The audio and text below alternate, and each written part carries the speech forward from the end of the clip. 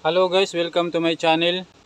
Ang video natin ngayon ay kung paano mag-wiring ng dalawang ilaw at iko-control ng tugang switch na may kasamang outlet. Combination ng tugang switch at outlet. Galing circuit breaker, itong neutral, dito natin i-connect sa dalawang neutral ng receptacle.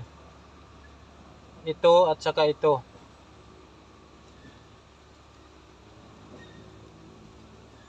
Tapos isasama natin itong isang neutral, supply dito para sa outlet.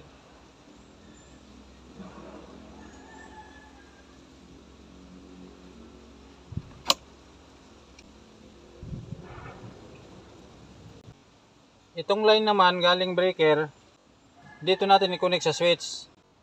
Itong walang tagging, ito yung gagawin nating supply ng switch.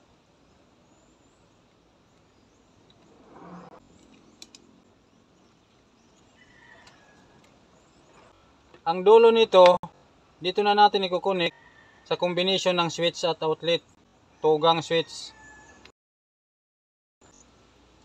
Nilagyan ko na ito ng wire. Itong supply ng switch natin, dito natin ilalagay sa may jumper dito. Dito natin ito ilalagay.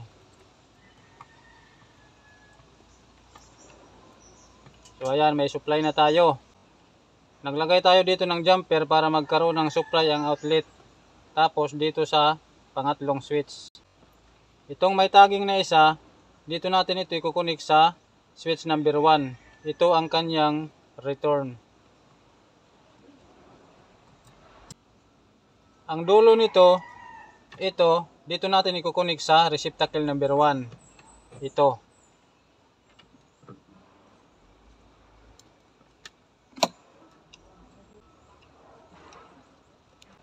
Ito namang may dalawang tagging na wire, dito natin i-connect sa switch number 2. Ito yung magiging return niya.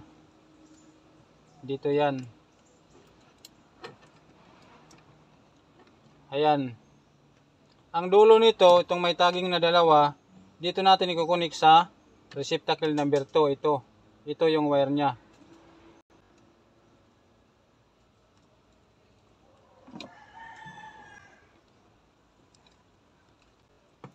Itong neutral naman, para ito sa outlet. Dito na natin ito i-connect sa outlet. Dito. So ayan. Ulitin natin yung demo. Galing circuit breaker, itong neutral, pumasok sa dalawang receptacle. Itong puting wire. Tapos ang isang wire, pumunta dito sa outlet. Ito yon. Itong puting wire. Ang line naman, galing breaker, ito, pumasok dito sa switch. Ito yung supply niya dito sa switch. Tapos naglagay ng jumper tayo para magkaroon ng supply ang outlet at saka itong pangalawang switch. Paglabas dito sa unang switch, ito yung return niya, pumasok yan dito sa unang receptacle. Ito. Dito naman sa pangalawang switch, paglabas dito niya, ito yon, may dalawang tagging, pumasok sa pangalawang receptacle. Ito. Ang neutral naman, dito yan nagkakonek sa neutral rin. Magkasama lang yan lahat. So takpan natin ito tapos i-test natin kung functional.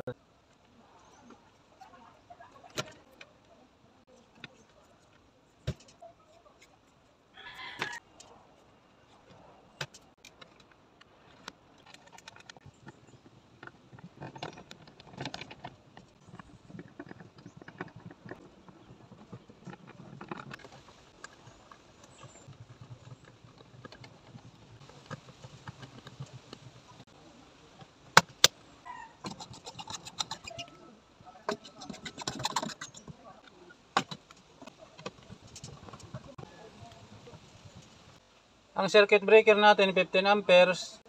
Ang wire na ginamit natin 2.0. Ang supply natin line to neutral to 20 volt. I-on natin ang circuit breaker. I-on natin ang switch. Switch 1. Switch 2.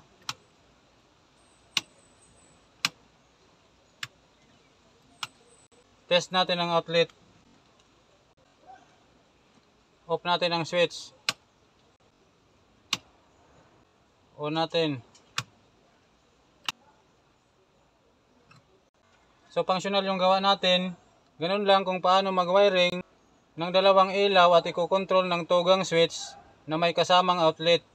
Hanggang dito na lang tong video na to. Sana po ay may natutunan kayo dito. Salamat sa pakikinig at panonood.